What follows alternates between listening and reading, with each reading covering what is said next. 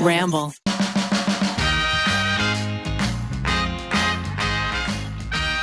Thank you to KiwiCo, Huzzah, and BetterHelp for sponsoring this episode. Hello, everybody. Welcome back to another episode of You Can Sit With Us. I'm one of your hosts, Becky, and I'm joined by Ariel. Hello. We have our computer remoted in, Margaret. Hello. We have our Pixie Miles and our Pixette Rainie here today.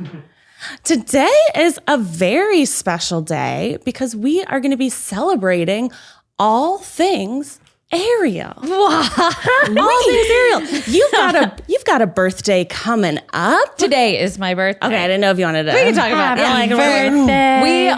We are recording this on my actual birthday.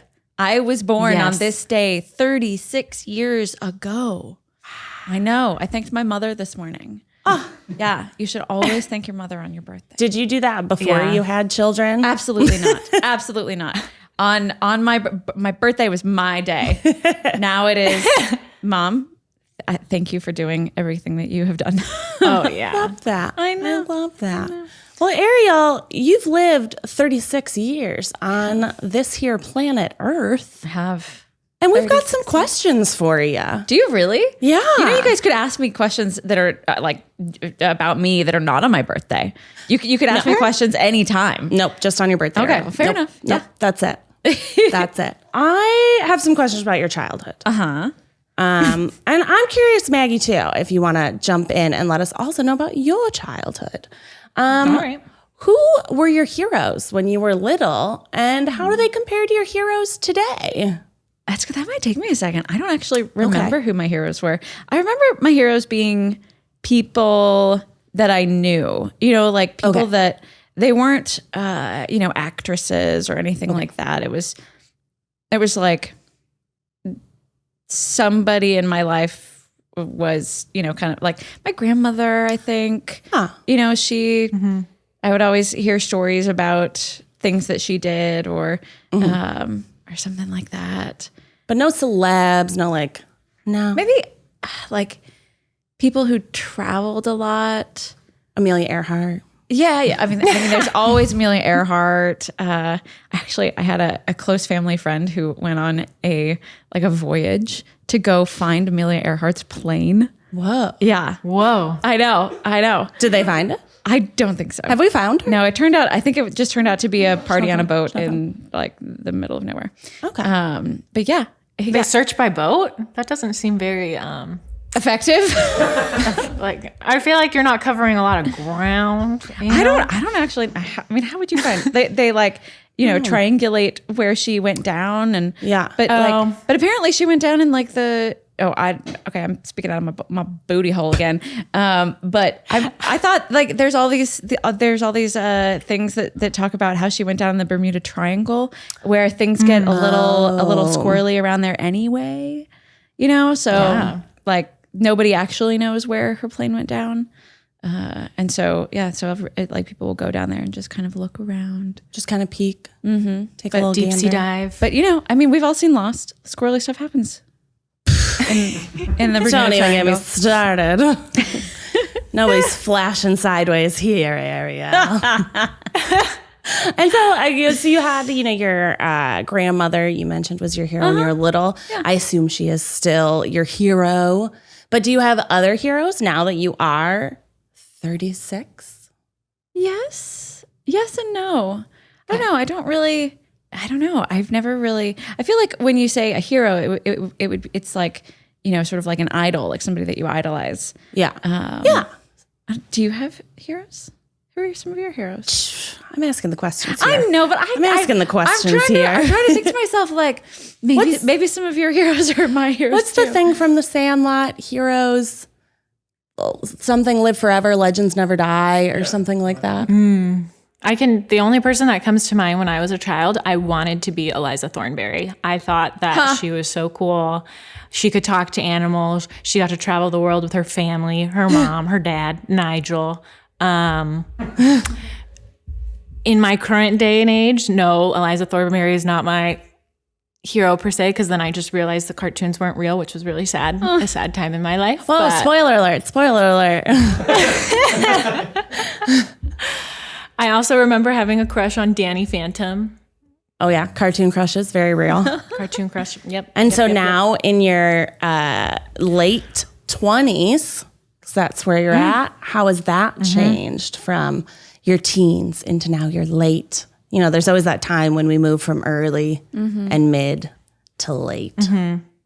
I would say my heroes would be an actual physical person, human being. Okay. Yeah. Step one. Step one. Yeah. Growth. And I think it's usually people that are like well known. Like the first person that came to mind when you asked the question, like AOC speaking so outwardly on topics that are affecting the whole world and the United States. And I think she's awesome. So Danny Phantom was your childhood crush. Any other childhood crushes? And same goes for Ariel. They could be, cartoons or not. Dimitri from Anastasia. Oh. Anybody else? Hot. Yeah. Hot for sure. He was good. Yeah. 10 out of 10 would bang. I also loved Aladdin. Come on. I mean, you saw his nipples. Yeah, I don't know. His nipples. The vest with no shirt look didn't really do it for me. But what about when Pete Davidson wore it? Prince Charles? Hello? Prince Charles? Not Prince William. Prince Eric. I'm so sorry. I'm like, Prince Charles, the aged monarch of England. We're like, what? Prince Eric from Ariel. Prince Eric, he never really did it for me. Prince Eric, I don't know. I think it was the pantaloons, like with the short, with the, and I don't know. I never really believed his story. I was like, he fell in love with someone he had never spoken to. I mean, red flag or red flag. Yeah. And then, one of his aides. So I actually watched The Little Mermaid last night, you guys. So I am up on the Little Mermaid story. But there was he dated Ariel for a couple of days because she had 3 days to get him to kiss her. Yeah, and so without saying a single word. Word. So he dated her for 3 days, and on the evening of the second day, one of his aides comes over and was like, bird in the hand is better than a bird in the bush or whatever it is, basically saying she's here now and seems great, even though she can't talk. And he's like, you're right. I'm going to marry her. And then he sees Ursula walking on the beach and he's like, oh no, there she is. And then immediately decides that he wants to marry her instead of Ariel. It's very interesting, but I found it fascinating. I feel like I need to rewatch. Yeah, actually, when you said that, I was like, I've seen The Little Mermaid. Yeah, I'm trying to. I know that Ursula wasn't physically walking on a beach. Didn't she just steal her voice, but she was walking, right? Yes. Is that how it happened? Yes, exactly. Well, Ursula was physically. So Ursula turned into. Didn't she get Vanessa? Hattie? Yeah. She turned into Vanessa, and Got it. And so she was walking on the beach with Ariel's voice, and Eric was in love with Ariel's voice because he remembered hearing that when he was rescued from his shipwreck. That's right. Yeah. But so he has no loyalty. No loyalty. It's really a cautionary tale. Yeah, none whatsoever. And he's a really lucky guy. He was probably in 3 shipwrecks throughout the whole movie, and he survived every single one of them. Ended up on the same beach in front of his castle. Yeah, that's kind of crazy considering Anna and Elsa's parents died after one little shipwreck. Right? It's come on. Not fair. Okay, and so who are your present day crushes, be it fictional or real? In the sense of yes, everyone's in a happily committed relationship. Yes. But we can all acknowledge. Right, who's, what's that term where you have the hall pass. Hall pass. Yeah, who would be your hall pass person? It's changed. Yeah. Do you think it's changed with age? I think so. Yeah. Yeah, for sure. As they age as well. Some of them are. Are they aging up or aging out? Like, are you like, I don't know. Leo D, you're too old now. Yeah, it was never Leo. Margaret? Zach and I had this conversation. We have this conversation very often with like other friends. It's very funny, but we don't call them hall passes because I don't know. I can't just like, I don't know. I've never just like physically looked at someone and be like, yeah, I want to have sex with you. So we just say, who do you have the okay to give like a little kiss? Yeah, a little smoochy smooch. Little smoochy smooch. A little or like kiss. Zach's hall pass, not hall pass, but his little pass is Natalie Portman. And I'm like, absolutely. If Natalie Portman came up to you, Zach, and was like, can I have one little kiss? I'm like, she's beautiful. She's smart. She's talented. Yeah. I would be so happy for us. I also feel like every white man between the ages of like right now, 30 and probably 43, Natalie Portman is their hall pass. Absolutely. Because their like youth was shaped by her, like in Star Wars, in what was the other one? Garden State. Yeah. She was that sort of like manic pixie dream girl thing. Totally. That people, written for the male gaze or whatnot. Yeah. But same. Yeah. Yeah. I see it. Cubico is the one-stop gift shop for kids of every interest and age. I have kids of 2 different ages, 2 very different interests, and they love KiwiCo. Kids can discover the mechanics behind everyday objects. They learn the science of cooking, explore new cultures, practice new art and design techniques, all through seriously fun, hands-on projects. We got one for Wes recently that was all about like traveling around a neighborhood, going to the park, going to the library. Having this way of exploring is really, really great for the kids. Your child can get super cool, hands-on science, art, and geography projects delivered to their door every month. KiwiCo gives them the tools to learn new skills, build new experiences, and make new connections. This holiday season, give the gift of a fun, hands-on holiday experience with KiwiCo. Get 50% off your first month plus free shipping on any crate line with code SITWITHUS at kiwico.com.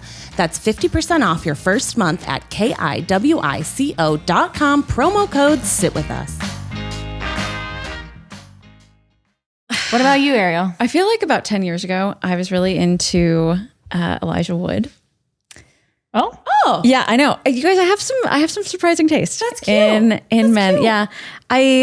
He was Frodo. Exactly. And you do love those fantasy stories. I do. I love fantasy stories. Maybe that's why you don't like Prince Eric, because you're not really into like pirate smut. That's true. But give me a little elf smut. Yeah. Or like, totally. Like fairy smut. Yeah. I do love that stuff. Love. Sort of like King Arthur story. Yeah. So it was definitely Elijah Wood, but I haven't seen him around a lot. He hasn't been in a whole lot of stuff, so I haven't really been getting my fix. So I feel like who's the Australian guy? Well, you love a Hemsworth. Yes, I love all the Hemsworths. There's just something about just a big beefy guy that I'll just line them up. Yeah. But I really like funny guys. Yeah. So like Andy Sandberg. Oh yeah. Love that journey. But so there's not like do you one. look back on your like childhood crushes and go like, oh my God, what was I thinking? Or are you like, I can understand. Like I can look back at Danny Phantom and be like, he was a little hot cartoon. Definitely. You know what I mean? Yeah, he with like silver hair. And you're like, oh, he's a jumpsuit. Cute. Yeah. Yeah, I definitely always sort of lusted after the funny guys. Okay. Yeah. Even in college, it was like the guys who were in the improv groups and stuff. Yeah. I was like, oof. They got those SNL points. Yeah. Yeah. Or like the real people that I went to college with. Yeah. But like I call them SNL points as like funny points. Yeah. You get extra points for being funny. My first boyfriend, why were we girlfriend and boyfriend? It was 6th grade. Okay. 6th grade. So, middle school, of course. And I believe it had most to do with proximity. Just the fact that like my friend Carol was dating his best friend. And so we hung out a lot and we would sit next to each other a lot just because of that. And then it was like, oh, hey, let's be girlfriend and boyfriend. I think that's just how it worked. You know, I really don't remember any like super strong feelings. Okay. I just remember being like, we are of the age where we should be dating now, right? Yeah. Did you smooch? I believe it was like this. That was it. I didn't even French kiss anybody until like 8th or 9th grade. Wow. I know. I was like nice. You were physically scared. Time. I was physically scared. You're taking your time. Maybe you had braces. No braces. You know? Yeah. You haven't had braces ever? No braces, no glasses. Just give us a smile. Look at those teeth. I didn't know you never had braces. I had Invisalign a couple of years ago. Oh, okay. Yeah, you guys remember that. Oh, yeah. Okay. But yeah, no. But barely, because it was. But yeah, you only had them for a little while. Yeah, like 6 months. Look at those beautiful chompers. Wow. My sister didn't need braces either. Weird. Oh, blessed. Those Vandervorts. I don't know. It's the Norwegian genes, you know, makes us tall, strong teeth. Strong teeth. Maggie, what was your first, like, did you have an aha moment with like a childhood boyfriend, or like was your first boyfriend like that was the one? I didn't have a boyfriend until high school. I remember having crushes, and it was probably along the same lines. Like, I always fell in line with the rest of the girls in my class with the it boy, because I was always awkwardly taller than everybody else. I had a growth spurt, and I towered over all the boys in my class. So boys didn't really like me. I was kind of just too tall and lanky. And my first It's so funny to like say that as a bad thing, you know, like now as adults. I know. Like, I'm just too tall and lanky. I remember being so ashamed of how tall I grew in a specific period of time. And now I wish I had grown even taller. I just want to tower over people. I think it's so fun. I wish I was taller. But my first boyfriend in high school, I don't know. I went to an all-girls school, so it was kind of like whoever was in your inner circle. It wasn't like... It's proximity, right? Proximity. But yeah, if you went to an all-girls school, how did you meet your first boyfriend? There were like little mixers and stuff like that. And like whoever went to the middle school before would introduce you to their like childhood friends. And like it was just kind of proximity. Also, I did swim and water polo, so we would practice at their pool. So you'd kind of like make eyes with the men's water polo team. In your swimsuits? That in your one piece swimsuits with your circle town. That like go all the way up to your neck. Sexual tension was super high in the one piece. And your swim cap. Ooh, yeah. shoot. That's hot. That's hot. That's so funny. I played sports. Mm-hmm. I think I did just like soccer and just the usual field hockey. But then when I got to high school, I did rowing. And that is where you meet all of the cute guys. Whoa. Yeah. The rowing, like the other rowing team. How do you meet the other people on the rowing team? Because aren't they on a different boat? Yeah, but you know, you got to work out together. Oh, that's true. Yeah, and like we would share a boathouse with some of the other schools. Whoa. Yeah, I know. So they'd be like carrying their boats, and we'd be carrying ours, and I don't know, you might accidentally run into them, or like I don't know, maybe like you would like see each other on the erg or something like that, because you like line up and do the ergs and things. I know, Becky, you're looking at me like this is things you've never heard of before. Well, you know, in southwest suburbs of Illinois, we didn't have a lot of rowing team at my publicly funded high school. There were no rowers. I don't even think I knew that rowing was an activity until I saw the Facebook movie. Really? I was like, the Winklevoss twins, they're rowers. So I assumed if you went to Harvard, you had a row team. I did not go to Harvard. I did not row in college. I'm out of here. You know who else didn't row in college? Who? You guys, very famously. It's in the media. Yeah, it's the whole college tuition Olivia scandal. Jane. Oh, right. She was on the wrong team. Got it. Right. All right, guys. All right. Right. Back to childhood crushes. Ariel, tell us about your first boyfriend. My first boyfriend in 6th grade. No, let's go to like your first real boyfriend. Like how back in your day. Because Ariel, I think we made this realization the other day. Maggie and I would have not been in high school with you. We would have never overlapped educationally. Do you guys think we would have been friends? If like we were all in a class together in like junior year of high school, do you think that we would, be like, oh, I want you to be my lab partner? Or, oh, I would definitely try and be lab partners with both of you because like I was not a school baby. I liked extracurricular activities, so I would find those smart girls ASAP. I'd be like, let's be BFFs. Thank you for joining my remedial math class. Yes, I do need help with this. I would for sure try and be your friend. Oh, I'm trying to remember what it was like making friends in school. I feel like we would have run in very different circles, though, because you were both very sports-oriented.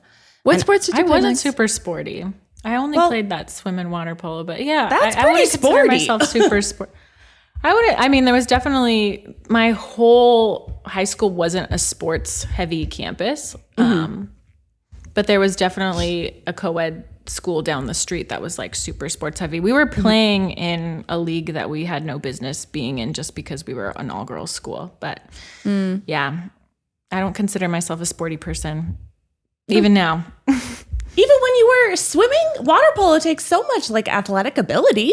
I mostly got dragged into playing water polo. One, because my best friend Samra played and she wanted to play with me. But in order to be eligible to play or swim on the varsity team, which we didn't have a lot of sports teams at my school, I had to play water polo to stay in swim shape. And I ultimately liked swimming. It was like an individual sport. It wasn't like a football team-oriented jock sport. But it was really fun and relaxing, and I liked it. Yeah. I've always been into team sports. Like, I don't know. There's something very motivational about like not letting your team down, Like a community aspect. Yeah. That was one of the fun things. Yeah, totally. So you did soccer, you did... soccer, the rowing, horseback riding. Horseback riding. I know. I was such a private school kid. I did. I was like, wow, my school had one of those things. So I did, but horseback riding. So I mean. So wait, did your school have horses? No. My school did not have horses. Like, your school had boats and horses? No. So we didn't even get to have like puppies on campus. So I went to elementary school and middle school in Texas. Where everything's bigger. And my school did not have horseback riding. I did that on the weekends, where I did competitive horseback riding. I got into that when I was about 8 years old, where I went to like a party that somebody had where they had ponies. And I know. Casual. Texas, it was like, pony rides. Yeah. And, probably had like ranches and stuff. Yeah. And so we went to this stable that was like in Houston proper. Okay. And I was smitten. I just fell in love with it. And I asked my mom if we could go back, and I got lessons. And then I would spend the entire weekend there, like a full 30 hours at the barn, because basically they had this thing where if you like worked at the barn and sort of, did the pony rides and that sort of thing, because somebody had to like pull the ponies around, then you could ride for free. So I would be like mucking stalls, feeding horses, watering horses, pulling them in from the outside pastures. And then, doing these pony rides that they would have every Saturday and Sunday. They would have pony parties. And I would be, like putting little kids on the horses and leading them around. And then after the pony parties were over, then me and all of my friends who were doing these pony parties, we would just run amok, and we would like saddle up our horses and we would go jumping and we would race and we would, we would just like drag racing, but with horses. Yeah. Oh, one of you would stand in the middle and wave a flag and be like, oh. We would have so much fun. Like So much fun. Sometimes we would do like almost like circus trick type stuff where we would try to reach down and like grab something on the, because there were a couple people who were really, really good. It was probably very dangerous. There were times when sounds like something out of a movie. It was super duper fun. It was that I remember that being some of the like wildest, because like it's like dangerous, but it's also just you're just a kid. I was probably 13. I was like a preteen, and just riding horses and I had, like this group of friends and you're dirty and you're like sweaty because it's Texas. And it was just really fun. And then my parents would pick me up at like 6 p.m. and, I would just be exhausted and just having the time of my life. And so when we moved to London when I was in high school, we did not ride there because it's in the middle of the city and there just wasn't really any facility. And so I joined the rowing team because my art history teacher was the rowing team coach, and I was the new girl. But I went to a school where like probably 20% of my class of 100 was new because everybody's traveling, and it was an international school, and so she was like trying to kind of help me out, get me like involved in something. And she was like, you should try rowing. And I was like, yeah, okay, I'll try rowing. It turned out I was really good at it. And I think just being tall, Yeah, that's strong. That's strong. And then I loved it. And I rowed, and then I went to college and I flipped again. My college in Minnesota did not have a rowing team. Oh. And so, makes sense. But they did have a riding team. So I went back to riding and I did, jumper seats, which is basically where you try to jump the highest jumps as quickly as you can. Whoa. Mm-hmm. Super fun, super dangerous. 2021 has been really stressful, and maybe 2022 is going to be stressful too. It's good to have someone to talk to about these stressful times that we're all living in. That's why we love BetterHelp. BetterHelp will assess your needs and match you with your own licensed professional therapist. You can connect in a safe and private online environment, and you can start communicating in under 48 hours. BetterHelp is committed to facilitating great therapeutic matches. There's a broad range of expertise available, and it's more affordable than traditional counseling. Anything you share is confidential. They offer licensed professional counselors who are specialized in depression, stress, relationships, sleeping, trauma, family conflicts, and so many more. So many people have been using BetterHelp that they are recruiting additional counselors in all 50 states. And we want you to start living a happier life today. So as a listener, you'll get 10% off your first month by visiting our sponsor at betterhelp.com/sitwithus. Join over 1 million people taking charge of their mental health. Again, that's BetterHelp, HELP.com/sitwithus. So do you look back on those years for both of you? Like, I know, Maggie, you do tennis now. Is your sport of choice? Do you look back on water polo and like miss being in the water? Or are you like, I'm a tennis baby now? And for Ariel, do you look back on like rowing or horseback riding and say like, oh, I wish I could still be doing that now? Or do you think you've physically outgrown those things? Oh no, I'll go back to horseback riding. I did it as an adult too. But I had to stop because when I got pregnant. Oh yeah. Probably can't ride horses with babies. No, you can't. I still default to swimming. I don't think I would play water polo again just because it's a very physical sport, and I did get hurt a lot. But I could swim pretty fast, so I did enjoy that part. But I do sometimes after work to wait out traffic, we'll go swim laps at the pool near where I work, and I really enjoy it. But yeah. And then tennis, I'm still like learning actively. So it's been really fun to pick up a new hobby. So yeah. Yeah, and new sport. Do you think it's harder to learn? Like, I feel like they always say like learning a language when you're older is a lot harder because your brain's like can't process things the way that it did when I was little. Do you think that like sports are the same way, or hobbies, not just sports? I don't know why I keep saying sports. Hobbies in general are harder to pick up as an adult. I do wonder. I picked up skiing. Like the last year I went skiing for the first time. And I think the hardest part is just seeing people younger than you or close to your age or a little older than you that are just so much more skilled. I think that's kind of the harder part in comparison, but I still had a blast, and I thought I was going like 80 miles per hour, and then Zach shows me back the videos and I'm like, I look like a little baby deer on the mountain. I was like, oh man, I thought I was going so fast. I was crushing it. The X Games in my head. I feel like we need to get Becky to ski. No. Never? No. See how all the sports questions are directed at you guys? I think you'd really like it. What about the après part? I know you You taught me that. Yes, après. Yes, the après. The après part would be my thing. But guys, No, we're about not. sports. Enough about sports. I have another question for the birthday girl. Okay. And also Maggie, who's had a birth. So I think for me, when I turned 29 was a very freaky birthday because I was like, I'm going to be 30 next year. Like I literally couldn't focus on being 29. So I don't know, Maggie, if you've had that experience as a 29-year-old. And then Ariel. I don't even remember. You've 29. gone from early to mid to mid to late. And expand upon that, how that feels. We could go in whatever order. Let's do Maggie first. Yeah. Oh, I didn't realize it was going to be my last birthday in my 20s, probably until like 2 weeks before this upcoming birthday. And I'm excited. I was nervous about it, but I think my 30s has a lot of exciting things in store. And I'm happy to be approaching next year and closing that book.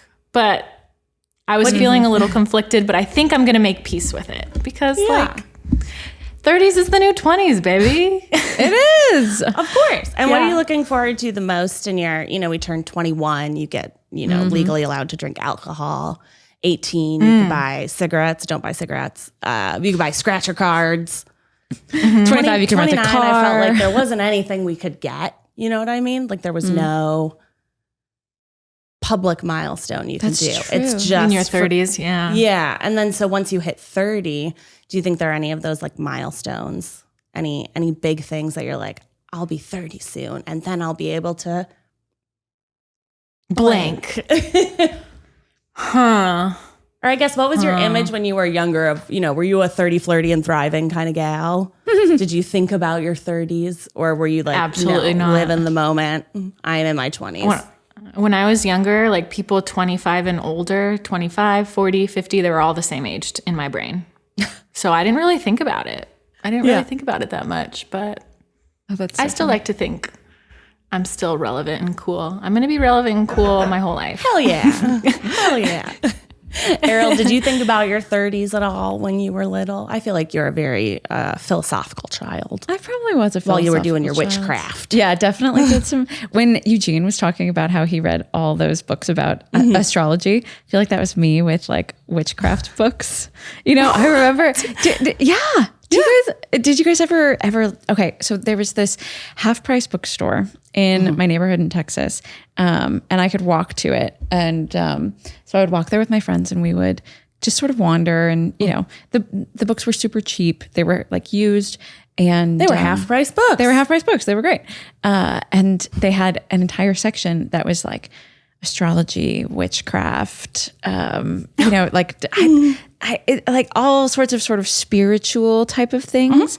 And I remember getting into the sort of spell books almost, and they weren't really, they weren't like, the leather covered spell books that you see in movies and things. I'm imagining Hocus Pocus. And no, with like an eyeball on it or something. No, they were just like, like little things like, okay, take a photograph of somebody and like write an affirmation on the back and then put it on your pillow or burn it or, something like that. Like something sort of ceremonial, but that also means something. And so, I always got into that sort of thing. Tie a string around something that you want to like bind.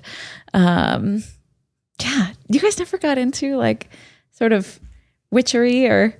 I liked magic tricks. There was a magic shop in my neighborhood, but I never delved into witchcraft. I liked little little silly games and playing tricks on people. Fake I don't know. It all just sort of made sense to me. You know, just sort of the like putting your feelings into an item or something like that. You know how like a lot of times in movies and things they'll be like, okay, you need like a piece of their hair or you need this or that. And it's just sort of their like it's like a token of like their person, and then you put it together with something else, and it's just like you take your feelings and you put it into this thing, and then like you burn it so it you let it go, or you put it under, you bury it in the ground, or you put it under your pillow, or write your affirmation on it or something.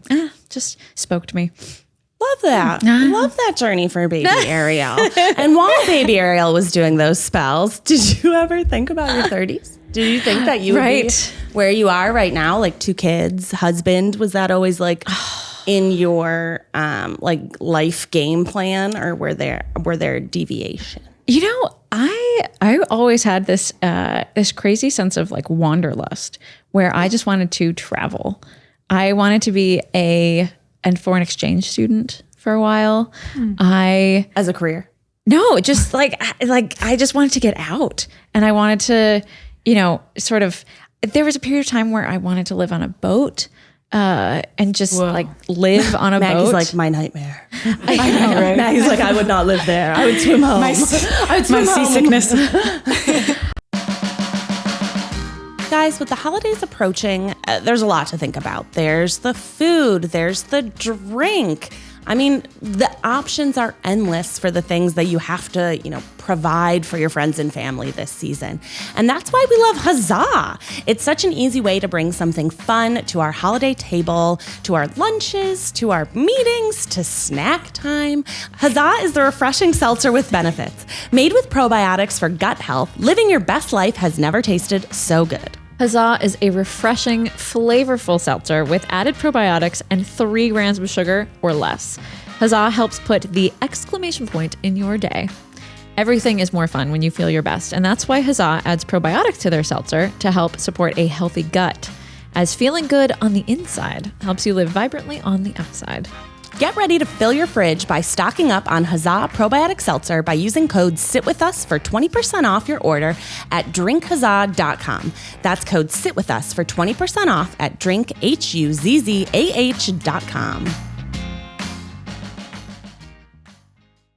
I looked into being like a horseback riding guide in like Egypt and just different places like that. I just wanted to like, live this sort of nomadic lifestyle for a while.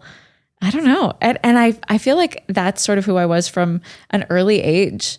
And so when we got the chance to live as expats in London, that sort of like fulfilled this need that I had to travel. And, I think I got it from my dad, and because he wanted to do the same thing. He wanted to live abroad. And and so that was sort of a big thing for us. And then after high school, I was like, no, I'm not ready to settle down and go to college yet. So I took a gap year and like delayed college. But I don't think during all this time, I never thought about my 30s. I thought that I would be living this like nomadic lifestyle forever, Yeah.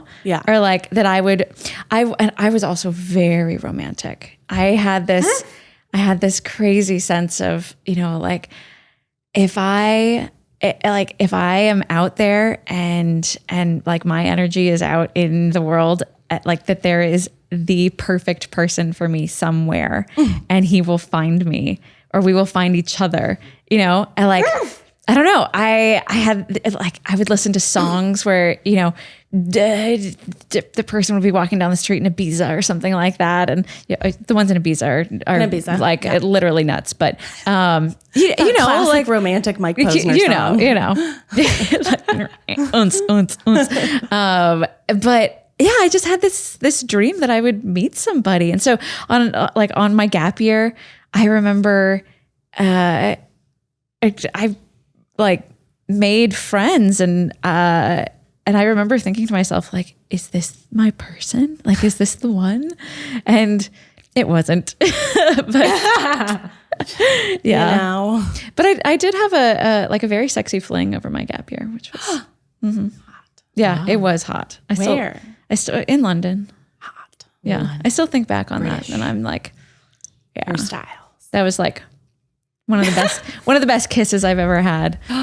Do you guys want to hear the story of this amazing kiss? I mean, you can't lead it up and then leave us hanging. Okay, so it was a guy that I knew from high school. So we went to high school together, but we had never dated.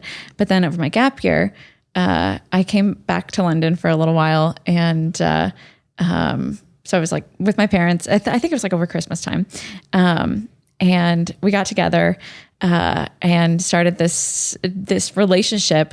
Torrid affair. It was a torrid affair. It was a torrid affair. I was, I think I was interning at like this art gallery. And it was like this really cool posting. So I felt really, really awesome about myself.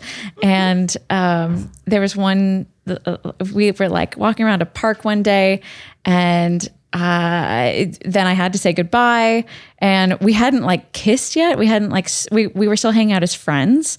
But it was like very clear that something was going to happen. And so when we were, and like you walk everywhere. And so I was like, okay, bye, hug, like held a little bit tighter than you normally would hold a hug with like a friend. And then turned away. I put in my earbuds, because that was the emo kid that I was. I put in my earbuds, to go walk home, and, somebody grabs my hand, pulls me around, and like immediately just this like very torrid kiss. It's a big wet one on you. And then we look at each other, and then we were like, okay, bye. And then walked away, and I was just like, what just happened? Wow. Yeah. Whoa. We won't tell Ned, we promise. Oh, I think he knows. I think he knows. But somewhere deep down, he knows. Yeah. Just this very exciting kiss that, still thinking about it, gives me butterflies. Wow. I know. Do you guys have anything like that? No? I don't think so. I didn't have many like torrid affairs. I think Keith was my I remember torrid my first old man kiss being affair. like a lot of teeth. A lot of teeth. A lot of teeth. Yeah. It was not. No. Probably on both sides. Probably on both sides. Yeah. Where was it? I think it was after a movie. It was like a movie theater shopping center. And my dad was picking me up. And then Hot. the person was like, okay, bye. Teeth. Teeth attack. Did you have braces? Probably. Yeah, probably. I had braces for a long time. A really long time. I had headgear too. So not hot. That's why you have such perfect teeth. Yeah. Were you boyfriend, girlfriend after that? Oh. Or did he smooch and run? No, I think we like went on a couple dates, but it wasn't like more than a month or two. I can't really remember. Not a significant one. Not memorable. Hot. So hot. Okay, so because it is my birthday today, I had my parents like send some voice memos of maybe memories of me as a kid. I told them like a memory as a kid and maybe one as a teenager, because I was a pretty, I was a teenager, like fights with my parents all the time, that sort of thing. Okay, so let's see. I'm just going to press the first one and assume that it's childhood. Hopefully. Yeah? Okay. Hopefully it's child safe. Yeah. Let's see. Should I listen to it first? No. Oh, you think I should just let it play? Okay. Where's the speaker? There it is. Okay. Raw reaction. When Ariel was about 6 years old, she started to show herself as a great planner. She would always make sure that she had a fanny pack full of nuts and bars and fruit roll-ups. Anytime she made a trip outside of the house. She was always, I guess, worried that she really didn't know where her next meal was coming from. So we needed to have that security of having her next meal with her. She also liked to orchestrate any trips we made, what was called outside of the loop. We had we lived in Houston, and there was a ring road very close to our house, and Ariel had a policy that if we were going outside the loop, then we had to have the television with the VCR in the car so that she could make sure that she and her sister could watch movies. Now, it might only be a 5-minute trip, but if it was outside the loop, had to have the TV. The movie VCR was absolutely required. She was a lot of fun, and never actually had to use her meal reserve. We always managed to feed her somehow.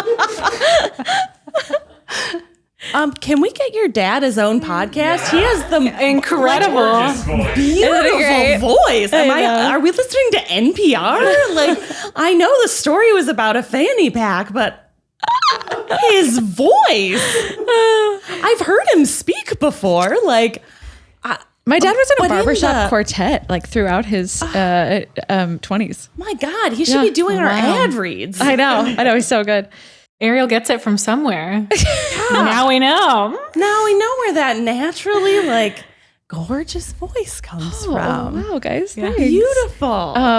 But can we talk about snacks? Snacks. I mean, you're still snack queen. I am a snack queen. You're number one snack. I always have snacks. A snack. I have a snack here. I have snacks in my bag. I always have snacks for Ned. I always have snacks for Wes. Yep. I've always got snacks. You're snack mom. No, it's a great quality to have. I'm always terrified of on a road trip or on a plane. You never. Those are pretty much the only places I bring an unnecessarily large amount of different snacks. Mm-hmm. But I appreciate childhood Ariel. Same. I would have been friends with childhood Ariel because I was always hungry. Not in a scary way. I would just have a big appetite. So the 6-year-old wearing a fanny pack full of fruit roll-ups, you would be friends with that person. I would still be. Absolutely. I still, if I'm hungry, find Ariel. I'm like, where are the goldfish? Girl, I know you know where they are. I know they're in there somewhere. Give me you the gotta glaciers. be friends with snack girls. So funny. Snack girls, know what. Do you guys not carry snacks? That's such a natural thing for me. I have 0 snacks in my no snacks. This here tote bag has no snacks. Oh my gosh. Should I count how many snacks I have in my bag right now? Yeah, Do you guys want to know? Absolutely. Okay, let's see. I have 2 bags. See, I think I don't carry snacks because I can't. I don't have a lot of self-control. So we don't have chips in the house because I would eat the whole bag of chips one sitting, no problem. Raisins. Yeah. Raisins, love that. Raisins. Love that journey. Fiber and protein bar. This is a children's bar. Well, kids need fiber. Happy Tot. How do they taste? Those fiber bars taste awful. Oh. Yeah. No, Finn just sucks on them. I think that's all I have. I don't think I have any any adult food. That makes sense. We'll do another what's in my snack bag.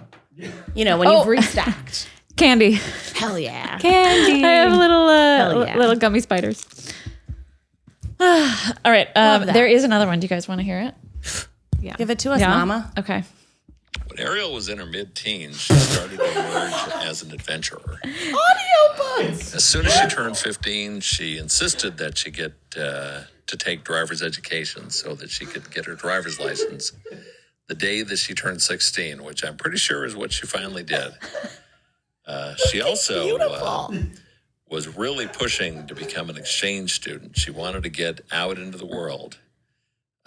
When we moved to London when she was 16, that kind of satisfied her need for adventure for a couple of years. But then she decided to take a gap year from college and first headed to Costa Rica for 2 or 3 months. And then later in the year, she headed off to Chile. And then the same year, she also spent a couple of months living in Florence and then living in Paris. So Ariel's taste for adventure started at an early age and has never abated. Oh. Ariel's audiobook. He's so good. I literally can't. Maybe I'm biased because I'm listening to a horrible audiobook right now. Like the woman is, and if you listen to A Court of Thorn and Roses, that woman's voice is so wrong for the book. Oh, I would literally listen to your dad read that book to me, even the parts that are weirdly sexy. Like his voice is made for audiobooks. it's a great voice. He has such a good voice. Yeah. He's gifted. That man is gifted on it. I mean, it was so even keeled. It was like, even like the way it started sounded like the beginning of a book chapter. When Ariel was a child, like it literally sounded like a book, like the book of your life, narrated by your dad. I know I was supposed to be listening to the adventure side. Ariel is adventurous, but we got to get back to your dad. He needs to make some side money. I think he would be an excellent voiceover actor. He would be an excellent, or like an audiobook reader. Audiobook reader. Yeah. I have a couple suggestions of books he could re-release, kind of like Taylor Swift. She could do a... what's your dad's name? Mark. Do a Mark, the Mark version? The Mark version. Mark's version?